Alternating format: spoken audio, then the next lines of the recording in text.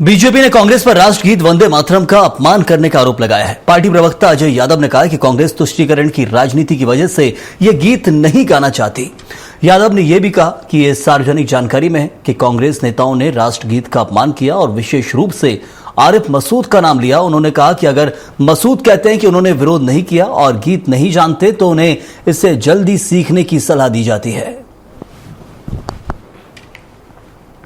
राष्ट्रगीत वंदे मातरम देश का अभिमान है, गर्व है, गौरव है, लेकिन कांग्रेस जैसी पार्टी तुष्टीकरण की राजनीति की वजह से राष्ट्रगीत को भी उसका सम्मान नहीं देना चाहती है। और जिस तरह की सूची सार्वजनिक हुई है वो पब्लिक डोमेन में है कि किस तरह से कांग्रेस के नेताओं द्वारा। मध्य प्रदेश बीजेपी महिला मोर्चा की नई अध्यक्ष अश्विनी परांजपे ने पदभार ग्रहण करने के बाद संगठन को मजबूत बनाने की दिशा में काम शुरू कर दिया है। कहा कि महिला मोर्चा को निचले स्तर तक ले जाना उनकी सबसे बड़ी प्राथमिकता है। अश्विनी परांजपे ने माना कि चुनौतियां मौजूद हैं, लेकिन उन्हें दूर करना ही असली जीत होगी।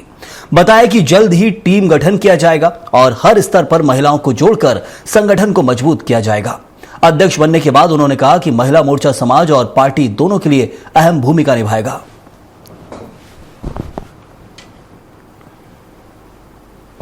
भाजपा महिला मोर्चा की अध्यक्ष अश्विनी परांजपे ने अपना कार्यभार ग्रहण कर लिया है और आप देख सकते हैं इस वक्त वो ऑफिस में है और कार्यकर्ताओं से मिल रही हैं।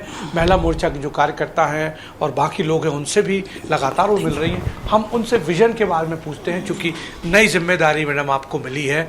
अब क्या जिम्मेदारी रहेगी, क्या मोटिव है आपका? देखिए, भारतीय जनता पार्टी का अपना एक सिस्टम है और सबसे पहले तो मैं मेरे जैसे सामान्य कार्यकर्ता को ये बड़ी जवाबदारी पार्टी ने दी है, उसके लिए शीर्ष नेतृत्व का, प्रदेश नेतृत्व का धन्यवाद करती हूँ। और मैं वही बोल रही थी कि भारतीय जनता पार्टी की अपना एक वर्किंग सिस्टम, तो टीम बनाना है सारा। अभी हम ये चुनौतियाँ तो ठीक है, लेकिन आने वाले समय में नीचे तक महिला मोर्चा को लेके जाना, ये हमारा उद्देश्य है कि कैसे हम हर बूथ तक महिला मोर्चा को पहुँचाएंगे, इस पर हमारा कंसंट्रेशन। संगठन का आपका अनुभव है, चूंकि आप एबीवी से जुड़ी रही हैं और विद्यार्थी परिषद से साथ में जो उपलब्धि मिली है आपको, क्या ये एक्सपेक्ट कर रही थी कि जैसा कि बीजेपी में अब कुछ सालों से ट्रेंड बदला है कि छोटा कार्यकर्ता भी बड़े पद पर पहुंच जाता है? भाई साहब, विद्यार्थी जीवन हो या राजनीति हो, मुझे आज तक जितनी भी जिम्मेदारियां मिली, किसी भी जिम्मेदारी के समय मैंने कभी जाके ये सोचा ही नहीं था कि मुझे ये जिम्मेदारी मिलेगी, ना मैंने कभी किसी से कहा था। और हर जिम्मेदारी इसी प्रकार से मिलती चली गई। और इस बार भी माननीय अध्यक्ष जी ने मुझसे जब कहा था तो मैंने कहा, भाई साहब मेरी कुछ पारिवारिक जिम्मेदारियां हैं, लेकिन ये भारतीय जनता पार्टी है। भाई साहब, यहाँ पर कार्यकर्ता का आकलन सारे वरिष्ठ लोग करते हैं और कब किस कार्यकर्ता को कहाँ बिठा दिया जाता है हमको पता ही नहीं होता है। तो वैसी कुछ परिस्थिति मेरी भी थी।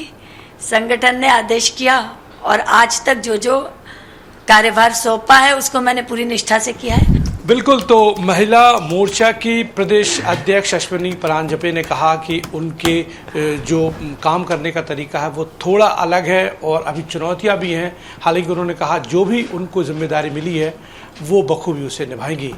कैमरामैन रोहित स्पेंसर के साथ सरस्वती चंद्र, स्वराज एक्सप्रेस, भोपाल।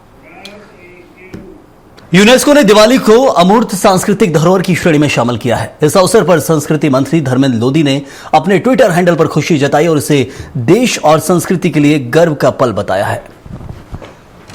तो दिवाली जो सबसे बड़ा त्योहार है भारत देश का, उसे अलग मान्यता मिली है यूनेस्को में। और ऐसे में धर्मेंद्र सिंह लोधी जो मध्य प्रदेश के धार्मिक और पर्यटन मंत्री हैं, उन्होंने इसको लेकर प्रदेशवासियों को बधाई दी और अपना पोस्ट किया, जिसमें जो खुशखबरी है उसे साझा करते नजर आए हैं।